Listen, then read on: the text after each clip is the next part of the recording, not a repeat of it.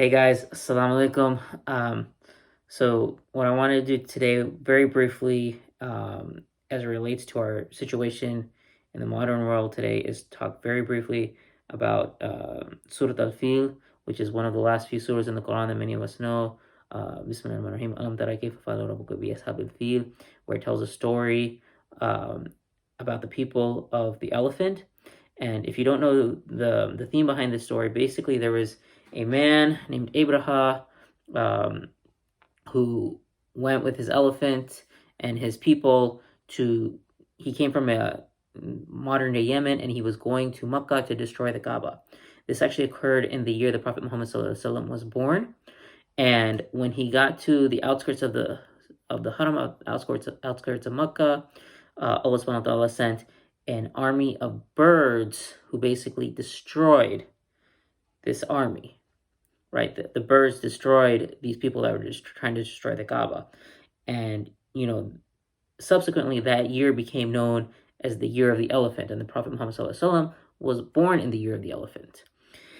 And what's interesting is, you hear that story and you think, well, that's kind of, it's an interesting story. It wouldn't happen now, maybe, but it's like a story that we hear about. But at the time, it was really miraculous because this entire army got destroyed by something so small, and it was just an army of birds. But let's put that into a modern day context, right? Nowadays, humanity is not being destroyed by birds.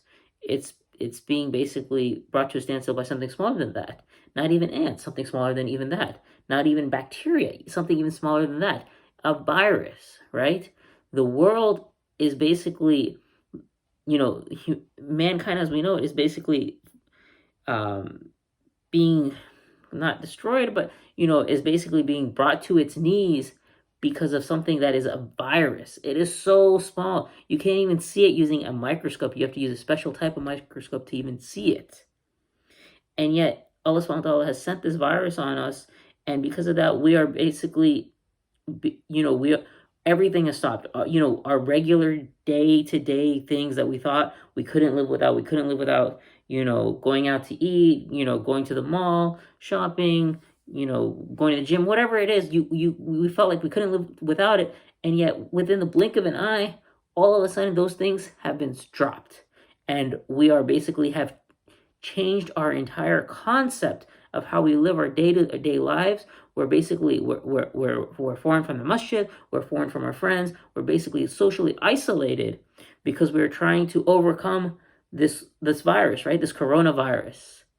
And yet, what this should do is, and this is a reminder for me as well, is it should bring us closer to God because it shows us the power of God, that something so small can disrupt our everyday life so much. So this is really a modern day miracle. And it's, when it comes to the coronavirus or anything, any trial or tribulation, it's actually a blessing in disguise if it brings us closer to God. Now, obviously, if it takes us further away from God, then it's almost like a punishment.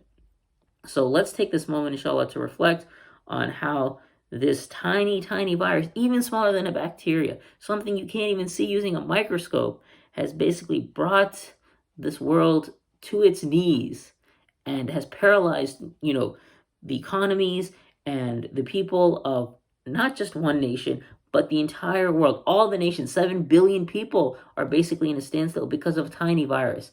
And if anything, that should show us the power of Allah subhanahu wa ta'ala. How amazing is that? Just, something to reflect about. And, for me too, as well, inshallah, a reminder for myself. Jazakumullah khair. Assalamu alaikum.